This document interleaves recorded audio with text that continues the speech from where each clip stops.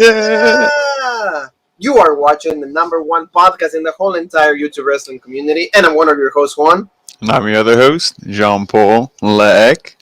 And together we are Lootcrate and family. See, like what, Jean-Paul? 5 minutes after NXT is over, right here, live, like always, right here in the best podcast. Like we're going to be talking about NXT, Jean-Paul, because it was a pretty eventful show. Because like our fears, for some of them, like concerns from some people, like you said, like they were like in your face because of what happened. And you know we're going to be talking about this because we had a brand new NXT champion, and now we don't have an NXT champion. We have a vacant championship because that's what like we were fearing. Like there was a lot of rumors that Karrion Kross was like he got separated shoulder, which those rumors came to being true. So Jean-Paul, tell me about this show. Yeah, I mean the show, like you said, there was a lot of announcements. I would say the announcements and just kind of that stuff was more exciting than really like the matches. We did see, not to say that there was bad matches, but we saw a Cruiserweight Championship match that like really nobody was really expecting, or I feel like even cared about. And then like the same thing with the match in the main event. It was kind of like didn't really have a main event feel.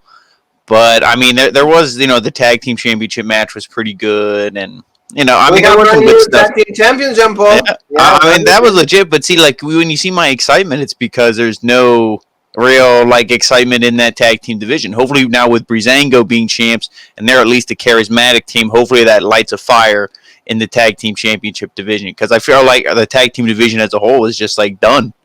Yeah, no, I can see that. I can see that, Jean-Paul. So let's start like reviewing everything, and like thank you so very much for watching every single one of the content.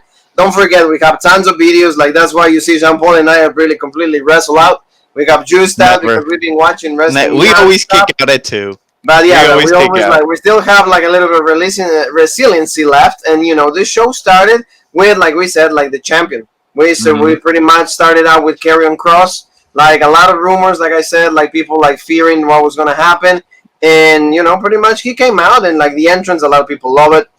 A lot of people know this is the best entrance in the business. So pretty much like he came out and he just like said what like we were fearing, like right there, like he's the new NXT champion. But Jean-Paul, like what does he end up saying? Yeah, I mean he came out and he was pretty much like, I said that I was gonna be the NXT champion. He's like, clearly what I said came true, and I was gonna destroy everybody in my way, and it was gonna be war.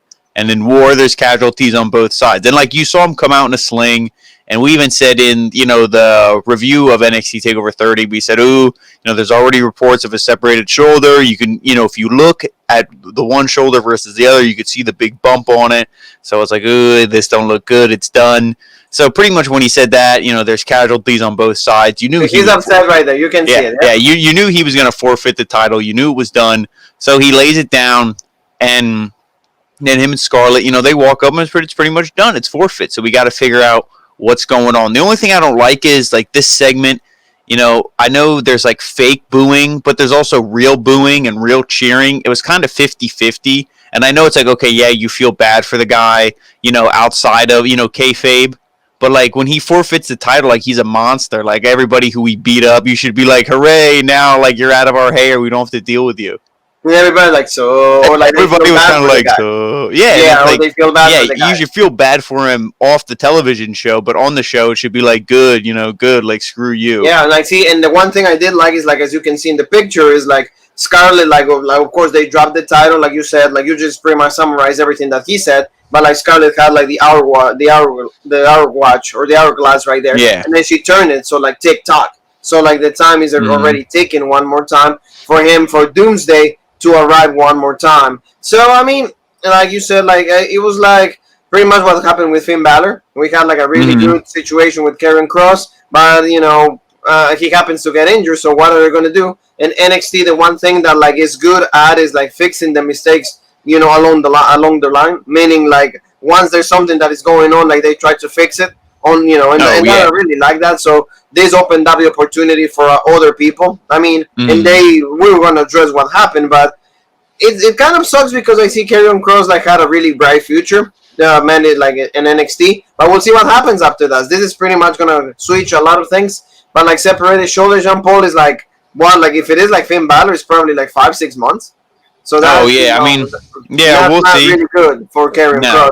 This is like pretty much like the last picture that we have from like this guy sees Scarlett like touch the screen and then all this whole thing like yeah. that. Now, I want to ask you, and then we move on to the next segment. Do you think when he comes back, he'll be in NXT, have a little bit of a run there, or do you think they're just going to say, "Hey, you're already over, you're already legit. Vince already loves Scarlett's ass. Your main roster when you come back." What do you think? Roadbreak already loves Scarlett's ass. Well, everybody does, but what do you think? Do you think main roster or do you think NXT? See, that's a really hard question because, like you said, like it all depends on the timing. It all depends on like if I'm thinking 5-6 months. I don't know. Like you said, maybe they're ready. Hey, debut for SummerSlam. No, it'll be legit. Royal Rumble. Mania. Royal Rumble. Or Royal Rumble. Like it all depends on, like you said, like the timing. He wins. Like he wins the Royal Rumble, and then guess who he challenges? Roman? Yeah, that would be legit. So that would be absolutely great. But like, I feel really bad now that I'm actually like grasping the whole thing. I don't feel too happy about what just happened. But it's just like you said, a casualty. So like, nobody was thinking that this was gonna happen. Unfortunately, this is what ended up becoming like the luck for like Karrion Kross. But we'll see. It's important to just like acknowledge that it was good as like the idea of him as champion. We were looking forward to it, but it is what it is. So now let's gonna go to like a tag team championship match, and that's Imperium that they actually changed their theme song also. So I'm mad because it's Imperium defending against Breezango. So that was good. And finally, we have a brand new NXT Tag Team Champion, Jean Paul. How do you feel about that? Finally, they won't go. To summarize everything you said, Imperium's theme changing to me is like a mosquito. I can't even talk. Mosquito bite. And Keith Lee's theme being changed is like getting kicked in the nuts. Yeah. So it's like, it's a little bit annoying, but I can live with it because I think it's just like E minor to like it's just like a different. It's a different key. Exactly. It's not anything too crazy because like the CFO can't copyright that because that's like Beethoven's Ninth Symphony or whatever the hell. Like they're not going to copy. You can't copyright that. So yes. But the match was good. And it wasn't predictable, so that's what I liked, because I could clearly have seen Breezango winning, and I could have seen Imperium retaining. So I was like, okay, that's cool. I really don't know who's going to win this thing. The only thing I didn't like was like the finish, and there was spots, and it's in every match. It's you see it 10 times on here on NXT, but you see it 100 times on AEW. It's always let's set up the guy on the outside. Like he sent one of Imperium to the outside, and then it was Fandango ran, he hit the ropes, and he dove over top. I'm like, just. Then they laid him out right after, but it's like just when a guy's doing that, just walk out of the way, let him hit the ground. Like, I hate when they stand there for like 10 seconds so the dude hits the ropes, fly. It's like, it just looks unbelievable, but, my main thing was just the end when he hit that double leg drop. The double leg drop, I think it was cool. What did you think about that? Did you like that spot or not? No, I didn't like it because that was the finish. Like, okay, yeah, I know Tyler Breeze super kicked both of them, and that's like his signature. Okay, so he hit him with signature to super kick. Well, no, I guess supermodel kick is his finisher. Well, anyway. Yeah, well, Fandango super, that's the finisher. But he super kick, but he did a double leg drop on both guys. So to me, that's like, I know he only drops one leg on him regardless, but it's like you're splitting your power to hit both guys and then you pin him. So to me, it was a weak finish. Imperium as tag champs has been like they're like really weak. You might as well put the tag belts on us. We would have looked just as legit because their run it wasn't good. No, and that's why I said I hope this is a reset because you had the Broserweights, and you had Indu Sher, you had Oni Lorcan, Danny Burch. There was Undisputed Era. You had teams. Even now it feels Fantasma you have. So now it feels like there's no team. So hopefully now with Breezango, when things are kind of getting a little bit better with traveling and this and that, hopefully they can open things up. And be it is sad to admit that without Walter, these guys are extremely talented, but they lack of anything to do with them because they didn't have promos, they didn't have the rivalries. Maybe. Because again, this is something that has happened before. The NXT focuses more on the top tier, main event. They focus more on those, and rather the tag teams, they don't mean much. But it's been something that has been happening quite often. For so to say, for example, they don't care about that, right, Jean Paul? But what they do care is about the return of Tommaso, Jeffrey Ciampa, right there. And speaking of returns, one thing we should quick say, and I will say, if this is the announced team lineup for the future, I'm fine with it because to me it feels young and it feels fresh. We had, Nexus's own Wade Barrett, Bad News Barrett. He was on the commentary team. Yep, so there he was. I love him, Vic Joseph, and Beth Phoenix. I love the trio of them. They were good. It's Vic. Oh, Vic. Okay, yeah. Nothing against Morrow, but like put Morrow on SmackDown with Corey Graves. Send Michael Cole to literally the meat processing plant and just do away with him. Nobody wants him anymore. So I'd be fine with this team. So I just wanted to announce that because you said about return. But Tommaso Ciampa, yeah, he came out. I like the new mask. I don't know why he's wearing like the little biker booty shorts. Like, he looked legit when he was wearing like the pants, like the combat pants and stuff. So I don't know what is going on with that. But the ring, like the gear change and stuff, it's like, it's whatever. Like I said, the mask was cool, the coat.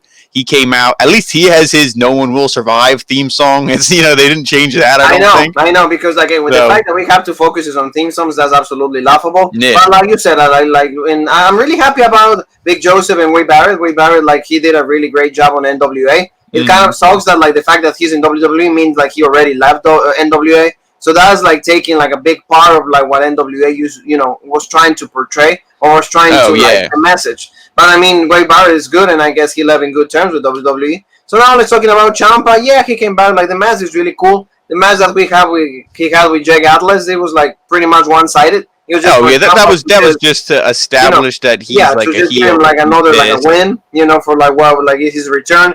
Of course, somebody has to jab out, and that was the case of Jake Atlas.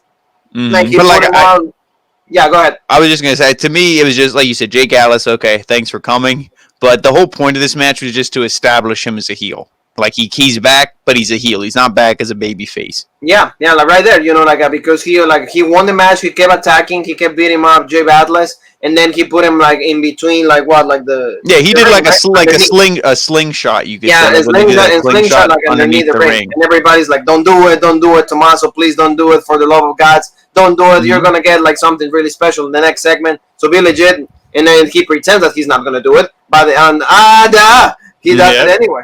He does it anyway, and like Jake Atlas is done.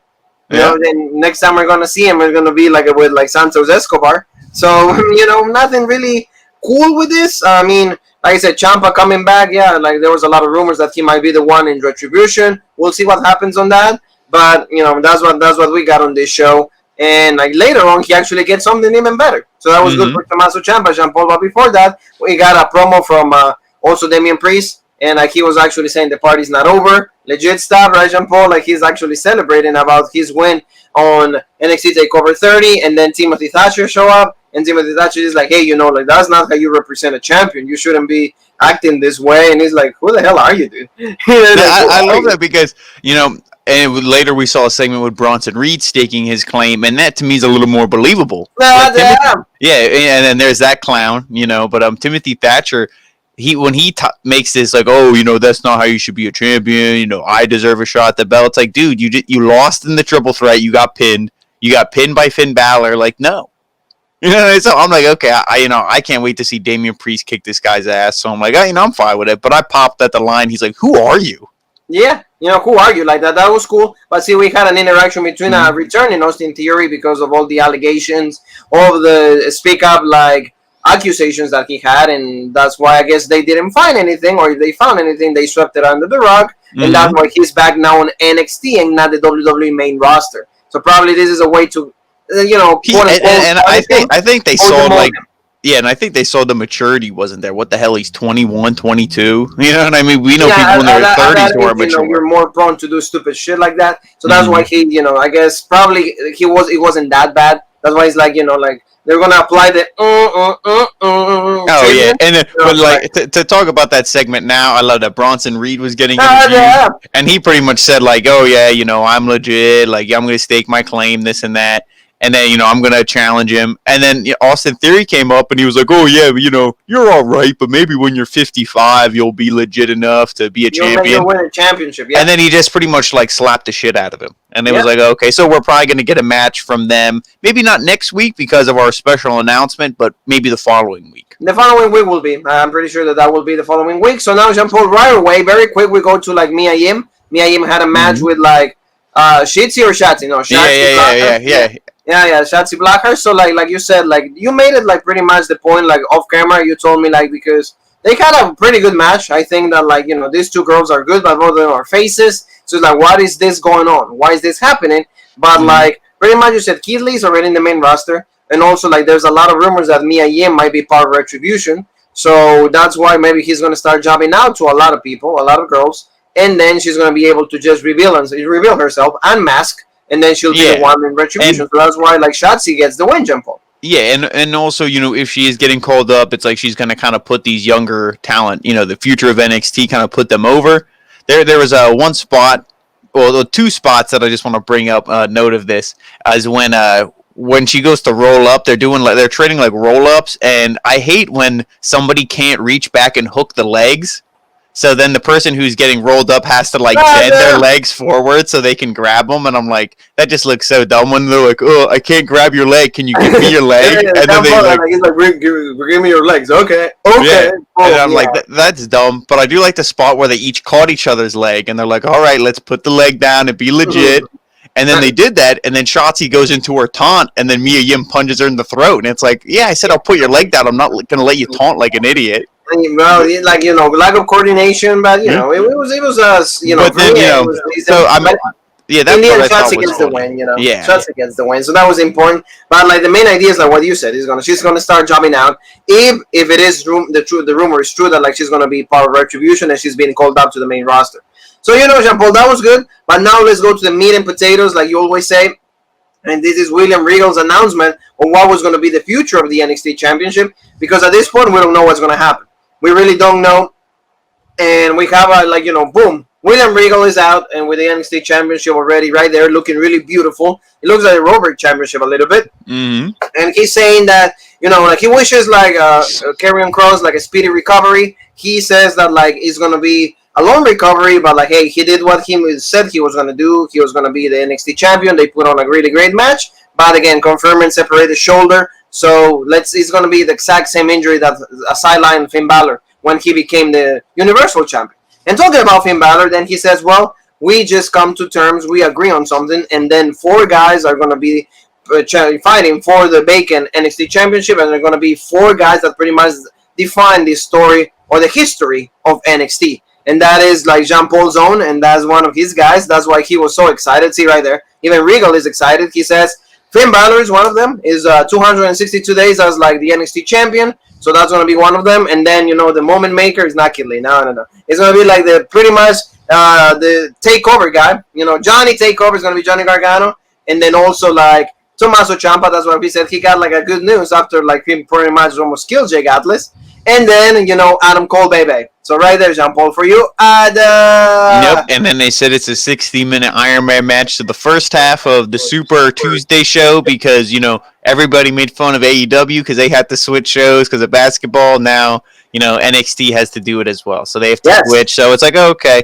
But not a big deal. So I'm excited for this match. Obviously, these are 4 like legit guys, so this is going to be great, and I think this is going to do really good to, not that there was anything wrong with Karrion, but some people were really sour that Keith Lee's title reign was so short and it was kind of bullshit. Well, it's like, Karrion's was even shorter. No, not laughing at him, but he was legit. But the one thing, again, like I said in the opening segment, I don't like how they're putting this guy over, like, so we're upset. Like, you could have sold it that it's like, oh, he would have been tough and, legit champion, but like, we're glad that this, like, when he first came, they're like, oh, who unleashed this monster on NXT? Then he became champion, and it's like, so we're gonna miss him. And I'm like, so that's like, but this, I'm really excited for this match, and I think the winners, it's got to be Balor or Champ. I don't think it's going back to Cole. That would be so stupid to give it back to Adam Cole. I mean, maybe Gargano, but I don't know if that story's right. Right now, if you do it to Gargano, Jean Paul, because of knowing the fact that like he's a heel, that will make more sense. Because remember how much you and me were complaining about the thing with Candice, because there was a little bit of promo also by Candice talking about Tegan Knox. So they're going to be a rivalry right there. Like we said, what Tully Blanchard said on AEW 2 weeks ago. If you don't have goal around you, you can be all the heel you want, but nobody's going to care.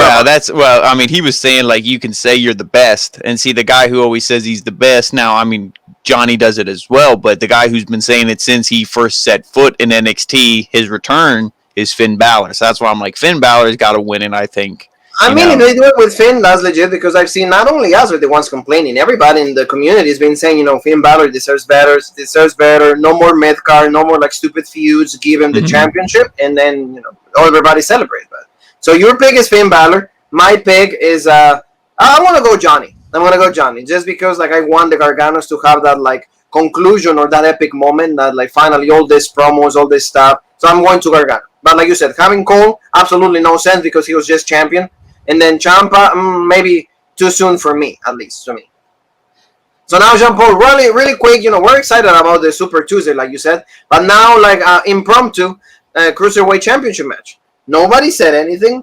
Nobody told us. So what the hell? Yeah, I didn't, in the beginning of the show, they'll go, we have 2 championship matches tonight. And I'm like, holy shit, are they going to put the NXT Championship up for grabs before they even Karrion gives it up? And I'm like, no, because it's not the women, because, I knew the Dakota Kai and Raquel were going against Rhea Ripley and Io in the main event, and I'm like, well, it's not the North American. I'm like, what the hell is it? And then I totally forgot about the NXT Cruiserweight, and then I'm like, they're like, oh yeah, Cruiserweight match, Isaiah Swerve Scott. I'm like, oh, so he's not going to win. So, the match, it was good. The beginning spot, I was kind of like, when Swerve did like Lucha Libre, like he grabbed the arm and he's like, oh, let me jump to the outside on the apron, and then I jump back, but he did Lucha Libre stuff, but like when Rey Fenix does it, it's like you're watching it in fast forward, and then when the Swerve Scott was doing it, it's like you're watching it in slow-mo. Yeah. So it looked like Escobar was just standing there just letting him do that stuff to him, so I was like, But once it got going, it was, it was a pretty good match, but you knew he wasn't going to lose. What are you going to do? Give it to Swerve Scott and like nobody cares? And with no build, no and build the story there's barely a story. Yeah, exactly. And like the one thing, like you said, like Santos Escobar came out by himself at the beginning. So throughout the whole match, nobody's there to help him out. But then Raul Mendoza and Wild, they came out kind of like to like screw up with the match. But then also Fandango and Tyler Breeze, they came out to help Isaiah Swerve Scott. So like the madness is happening, everybody's like just like unleashing right there. But then, and this, I want you to walk me through this because Santos Escobar goes to the outside and then he puts on a mask. He puts on a mask right here, Jean-Paul, and then he swerves and then he hits Isaiah Swerve Scott with the mask on. So like, does it have anything in the mask or something? When he was put on the mask, it wasn't like, oh, he just pulled it over his face legit. He pulled it, and he was kind of like, you see the forehead almost looks like there's a little bump there. He was kind of like moving that like bump part on his forehead, like position, like, okay, it's legit, it's where it needs to be. And then he headbutted him. So that made me think it was loaded. Because why else would you like rearrange the forehead of your mask? Like that didn't like, you know what I mean? So I feel like, he probably had something in there. He headbutted him. But commentary didn't sell it. Wade Bear was like, oh, I guess that's the power of the mask or something. And I'm like, commentary completely no-sold it. Now Swerve Scott looks like an idiot. Looks like he got knocked out by a piece of cloth. Yeah. So I'm like, okay, so, because he kept hiding the mask. Even when he held up the championship at the end, the mask was underneath the belt when he held it up. So he kept hiding the mask. So I'm like, it had to be a loaded mask. I want to make a point that Jean-Paul is the only one that is actually paying attention to that because no one else like gives, a damn about that. So that's legit on Jean-Paul. That's why best booker in the business. So in the end, like Jean-Paul says, Santos Escobar retains the title. And rightfully so because he's that much on fire that there's no way that like a guy like Isaiah Swerve Scott, and when I say that very carefully because it's not because of him. It's just because there hasn't been any build when it comes to this. So that's the only reason that I say Santos Escobar decided to retain. That's the only reason. Nothing against Isaiah Swerve Scott, but it's like it was no build up. It was just we found out about this match on the day off, so there was no reason for me to believe that like Isaiah Swerve Scott was going to become the new Cruiserweight champion. So that was pretty much like you said. Now they actually really have to sell that. So they probably Triple H is going to talk to Wade Barrett and is going to talk to Big Joseph and it's going to be okay. Sell we use a prop. Make sure you sell that because exactly. You gotta because it should. They could have even been like even if they didn't know, been like, oh, was something in there? Yeah, something in that mask. Like what was going on? Like we don't know. Like Or like no, you gotta say like clearly there was something in it because like you said, a piece of cloth is not gonna leave you like unconscious. It's not gonna knock you out. A piece of cloth. Okay.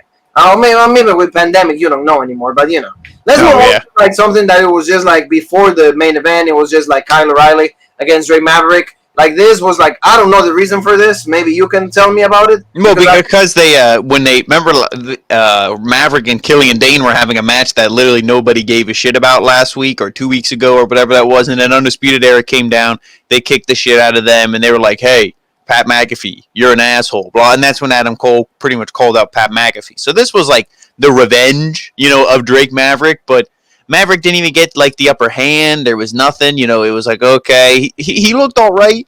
And then, pretty much submitted him and done. I mean, the one thing I will say, I believe it's new entrance gear, like the vest or shirt there, whatever you want to call it. And he also had a new theme. At least it's the first time I'm paying attention to hearing the new theme. So that's cool because his old theme was shit. I don't know if that was a CFO thing, but regardless, his new theme that was a bad choice on the CFO, Jean-Paul. Yeah, regardless, his new theme is a lot better. So that I'm happy with. And Drake Maverick, okay, it's like the underdog thing. He loses, but it's like I don't care anymore. And then he gets the help from a friend, right? Yeah, well then Killian Dane came out after this thing. He started, chasing the Undisputed Era off. They were like, oh, okay, well we retreat.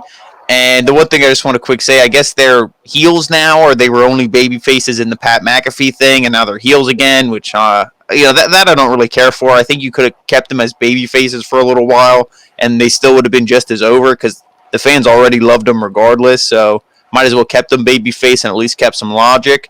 But then Killian Dane beats the shit out of Drake Maverick, and it's like, okay, is this a feud anybody wants to see? I thought this was going to be something like, maybe they'll put him in the tag team division. It's like the Rhino Heath Slater thing like we're talking about on Impact Emergence Night 2. Watch the review. And we said that, a tag team like that will get over. The mismatched tag teams usually get over. This would have been another one, Drake Maverick and Killian Dane, but instead we're going to see a feud. It reminds me of, like, if that's an analogy, Jean-Paul, Martin from The Simpsons and Nelson. Yeah. Like, Martin is like, bullshit, but Nelson is like the big power and is legit. But, like the main theme of this show was this. That's what we're going to be looking forward to. See, Jean-Paul, myself, I think everybody that appreciates and loves wrestling, this is like the main topic of the show, because everything else looked to me like kind of put together really like loosely. It's like, okay, let's do just whatever. Well, the one thing I will say, like this, NXT was live, correct? Yeah. No. Was it? No. Was that next week then?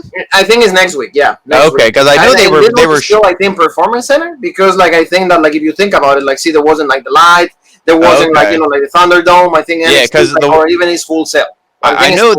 I know there was commercials about like, oh, it's going to be live soon, because I saw like live on Wednesday. So maybe that's, next week, or I guess the following week, because next week's Tuesday. But regardless, they were scrambling, everything with Carrion. So I'll forgive them. But like you said, the main thing was the announcement. We saw promos from all the guys, I believe, except Ciampa. I don't think he cut a promo. No. But, we saw a promo from Balor saying the same old things, There was one thing I do love what he said. He's like, when I win, it's the guys in the back, everybody else, Joey the troll on the internet. They'll all, want Finn Balor to be champion. So that was cool. Gargano, same thing, cut a promo. I'm legit. When I almost broke my neck and, my career, my life, it could have been done. I had to do a lot of thinking. So, and then obviously Adam Cole, I'm the longest champion. I'm legit. Now that Pat McAfee's bullshit's behind me, now I can focus on being champion again. So legit stuff to hype you up. But the match itself and the announcement, I think, hypes us up. Absolutely. Yeah, so that's what it is. It's like, that was like, it's going to be extremely great for Super Tuesday. So now let's go really quick to the main event. And the main event was like Io Shirai and Rhea Ripley teaming up, going against Dakota Kai and Raquel Gonzalez. So this is what we have, a pretty, I would say, decent for what it was. Like powerhouses, like Jean-Paul always says, and that's like in Raquel Gonzalez, she's really a good wrestler. I think that like it's a better version of what China was ever. And I say that, with all the respect in the world for China, but it's just Raquel is like a lot taller and a lot powerful, and Rhea Ripley is just great. But like I just see a lot of future in Raquel. I really like her character. Oh, definitely. Heel is awesome. And, Io right there just pretty much because she's the women's champion. So, of course, you had to, like, do some kind of role. And the feud is still right there for, like, Dakota Kai. So that was cool. But in the end, the match was, like, decent. But in the end, this is what happens, Jean-Paul. Boom. Mercedes Martinez is still messing up with, like, this situation. Mercedes Martinez still has involvement against Rhea Ripley. So she's the one helping, like the heels in this case. So that's how like Raquel Gonzalez was able to get the upper hand, and she's the one getting the pinning Rhea Ripley. So what do you think of this, Jean-Paul? I don't really think that this match should have been a main event. Like I said, the biggest pop of the night was the announcement of the 4-way Iron Man match. So I think like you could have had the story where NXT management doesn't know what they're gonna do and they're scrambling, and then William Regal comes out right at the end of the show, makes the announcement, that's legit. Everybody goes off the air jizzing, and now it's like now we see this match and it's like we don't care because we know what it's leading to. It's gonna be Io Shirai's gonna have some bullshit feud. It's probably gonna be like Candice and Tegan will fight, and then like one of them or somebody will challenge Io, and that'll just be okay. Io wins again, and then when Rhea is done with these other two big women, then she'll be like, "Oh, now I'm champ again." Yeah. To me, it's just like their paths are going down different streets, but eventually they're going to cross they're again. They're going to connect. And it's going to be Rhea Ripley. She's going to win. And I mean, see, I hope that's not the case, but see, I don't know who they want to keep in NXT longer, because I feel like those are the two top women, and it's like Vince is going to want one of them at some point. So who does he get? Does he? And I feel like he likes Rhea a lot more. So I feel that like he likes Rhea, but like you said, out of the two, probably like if he wants to get some kind of like love from Asuka, maybe he can get Io. Mm-hmm. Because that's what I mean. Said, Asuka like is lonely. She wants to talk Japanese to another person, and Io's right there. And they could like you do the Kabuki Warriors version too. So we'll see. We'll see. But like you said, this main event was not really too great. I think that like the whole energy went down when like they announced like the future of the NXT Championship. But this is the show that we have for NXT, and now we're just gonna get ready for AEW Dynamite tomorrow. It's on a Thursday this time, so like a lot of movements with this like schedules and everything. Like you said, like the NBA playoffs is like what the thing that is kind of causing these situations. But we're excited regardless. And look how for Tuesday. Yeah, and look how legit Rope Break is, because we can just we adapt. We adapt. That's the word. Yeah. We adapt. If there's a podcast that adapts, that's right here. Yours truly, Jean-Paul Egg, Juan, Legend Killer, Ryan Whitman. All of us are right here. Whitman in spirit, but like we're right here adapting and giving like the best content in professional wrestling. So, Jean-Paul, allow me to ask you to like remind everybody to all the social media world. Well, everybody, you can find us on Facebook, on Rope Break, Twitter, the OG Rope Break, Instagram, the original Rope Break, and right here on YouTube, the original Rope Break, for the best podcast, the one that adapts to any changes, whether it's NBA or whatever bullshit sport that's not professional wrestling. Right here on the YouTube wrestling community, the original Rope Break. That's right, baby. And now we have one more thing that is left to say. It's only one word, and like say it with me, Jean-Paul. 1, 2, 3.